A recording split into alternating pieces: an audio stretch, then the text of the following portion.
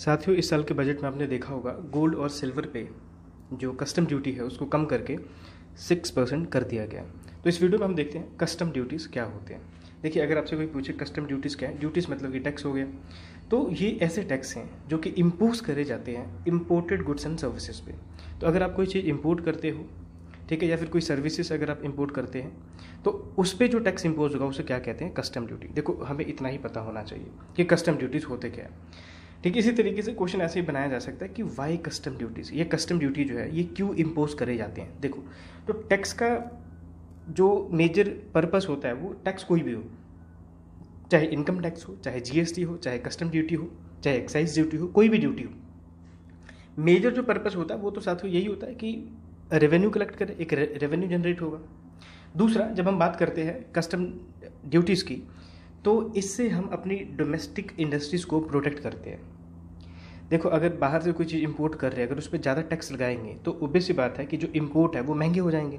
तो हम क्या करेंगे, हम कोशिश करेंगे कि ऐसी चीज़ों को प्रोडक्ट ना करें, ऐसी चीज़ों को हम इंपोर्ट ना करें और ऐसी चीज़ों को इंडिया में ही बनाने की कोशिश की जाए। तो इस तरीके से जो हमारी डोमेस्टिक इंडस्ट्रीज़ हैं वो फ्लरिश होंगी।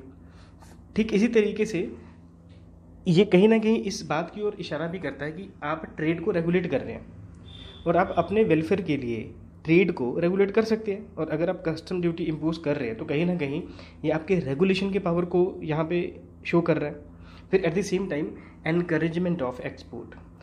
कस्टम ड्यूटी का मतलब हुआ कि हमने डिस्करेज करना है इंपोर्ट को। तो अगर आप इंपोर्ट को डिस्करेज कर रहे हो तो सीधा सा बात है कि हम किसके प्रमोशन की बात कर रहे हैं, किसको एनकरेज करने की बात कर रहे हैं, तो एक्सपोर्ट को। तो ये कुछ आपके रीजंस हो सकते हैं कि हम क्यों कस्टम ड्यूटीज़ इंपोज करते हैं। ठीक है, तो कस्टम ड्यूटी की डेफिनेशन और क्यों इसको इंपोज किया जाता है, यहाँ से क्वेश्चन बन सकता है। अब हम आगे देखते हैं। तो इस बजट में आपने देखा होगा कि फाइनेंस मिनिस्ट्री ने ये अनाउंस किया कि जो सिक्योरिटी ट्रांजैक्शन टैक्स है फ्यूचर और ऑप्शन मार्केट में, उसको अब इंक्रीज़ किया जाएगा।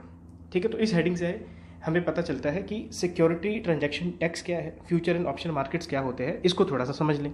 तो चलिए सबसे पहले शुरू करते हैं सिक्योरिटी ट्रांजैक्शन टैक्स। तो ये वाई भी यहाँ पे आएगा, सिक्योरिटी ट्रांजैक्शन टैक्स।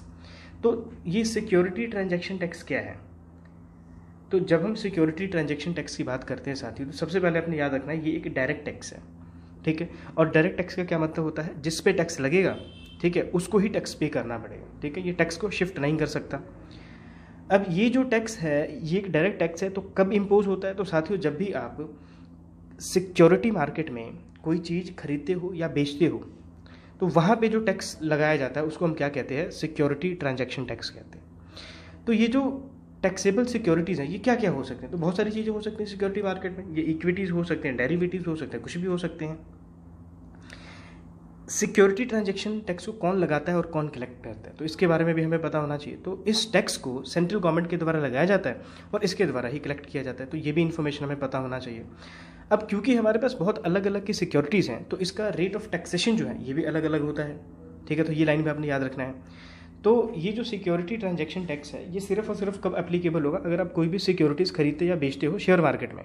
ठीक है, ऑफ मार्केट जो ट्रांजैक्शन होगा उस पर ये एप्लीकेबल नहीं होगा। तो ये लाइन भी आपने याद रखना है।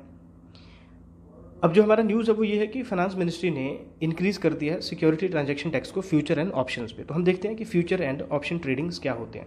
देखिए, फ्यूचर का क्या मतलब हुआ, तो ये एक ऐसा मार्केट सिस्टम है जहाँ पर आप फ्यूचर की डेट पे ट्रेड को फाइनलाइज करते हैं कि आने वाले समय में इस पर्टिकुलर डेट पर इतनी चीज़ें इतने प्राइस पे बेची जाएंगी।